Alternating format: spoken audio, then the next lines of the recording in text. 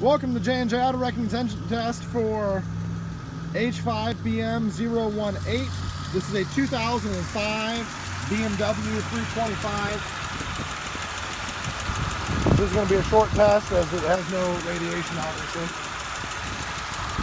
But she does run good, a little dusty. It's made it to a manual and has 136,000 miles on it. 137.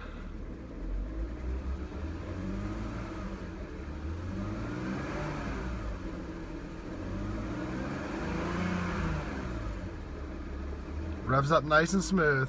Thanks again for watching. This has been J&J Auto Wrecking's engine test for H5BM018. Thank you and have a nice day.